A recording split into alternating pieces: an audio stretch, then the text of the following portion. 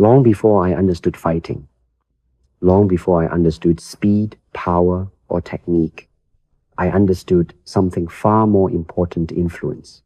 Every human being is shaped quietly and relentlessly by what surrounds him, not just by books he reads or skills he practices, but by the people he allows near him.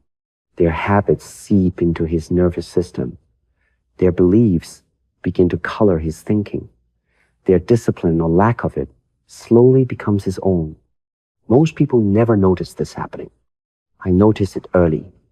I learned that strength is not built alone, but it can be destroyed by the wrong company. I did not learn this in a peaceful way. I learned it through chaos.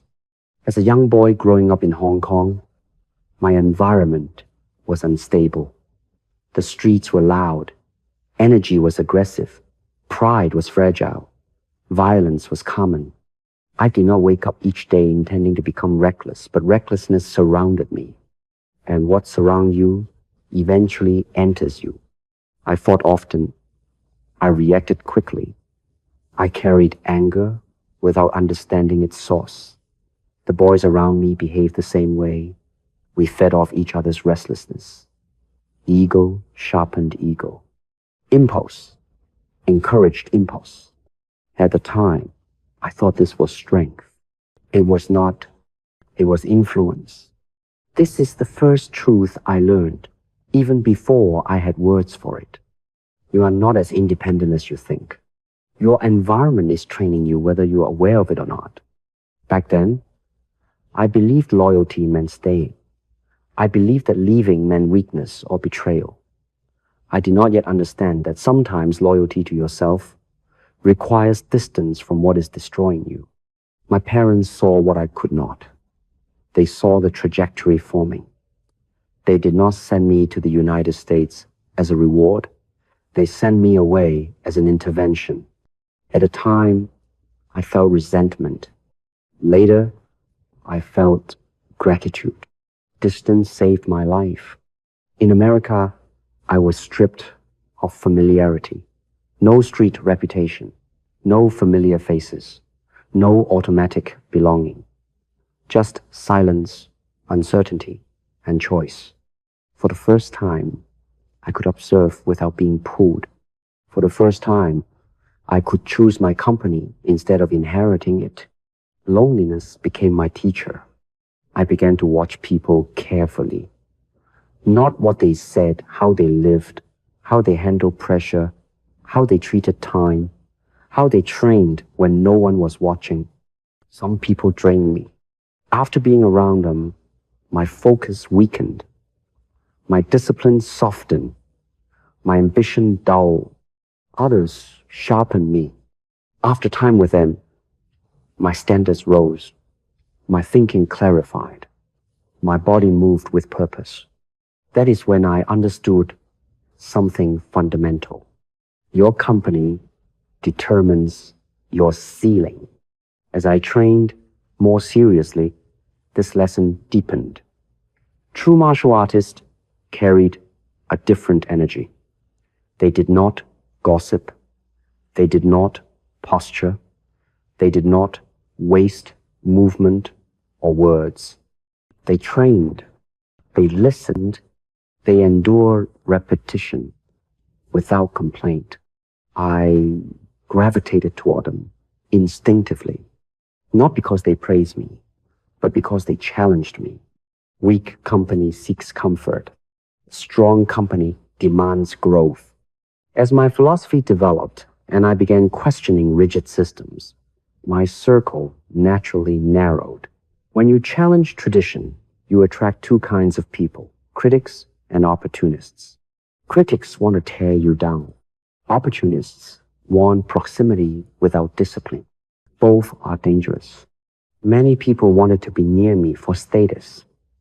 They wanted association, not effort. They wanted identity without responsibility. I learned to say no, not emotionally, not dramatically, quietly. Access is power. Who you allow near you has influence over your thinking, your mood, your standards. I guarded that carefully. When I began teaching martial arts, this principle became non-negotiable. I did not teach everyone who asked. I taught those who were serious. This offended some people. They said I was arrogant. They misunderstood. I was selective.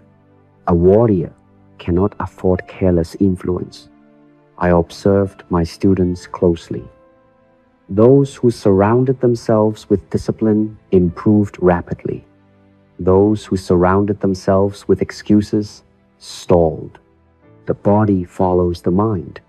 The mind follows its environment. During the period of the famous challenge fight, voices multiplied. Rumors, opinions, predictions. People tried to pull me into debates, camps, sides. I stepped away. I reduced my circle further. I trained in silence. The fewer voices around me, the clearer my own became. After that fight, success arrived, and with it, even more noise. Success attracts those who want proximity to momentum. Everyone wants access when results appear. I did not allow it. I chose quality over quantity. In Hollywood, this lesson became essential for survival. The industry is filled with polite predators, people who smile while weakening your resolve. They flatter while redirecting you away from your vision. They call it advice. I call it influence. I learned to listen deeply. Who respected my work ethic? Who respected my discipline? Who respected my refusal to compromise? Those people stayed. The rest faded. Some told me to be patient when patience meant submission. Some told me to be flexible when flexibility meant dilution. I listened, then I chose myself. Choosing your company wisely often means disappointing people. I accepted that cost. I would rather be alone than diluted. Solitude strengthened me. It sharpened my thinking.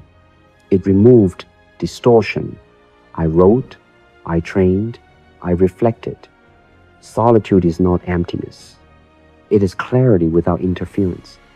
I watched talented men lose themselves through poor company. They began disciplined, then surrounded themselves with comfort and praise. Their edge disappeared. A dull blade still looks sharp until tested. I refused to become dull, even in philosophy. I chose my influences carefully. I studied Taoism, Zen, Western thought, but I did not worship any system. I extracted what strengthened me and discarded the rest. This applies to people as well. Absorb what sharpens you. Reject what weakens you. As my reputation grew, projections increased. People wanted me to play a role, hero, rebel, symbol. I rejected these projections. I stayed close to those who reminded me that mastery is endless. Anyone who feeds your ego is dangerous. The right company humbles you. Let me speak to you now. If your discipline weakens around certain people, pay attention. If your standards drop to maintain relationships, pay attention. If you feel drained instead of strengthened, pay attention.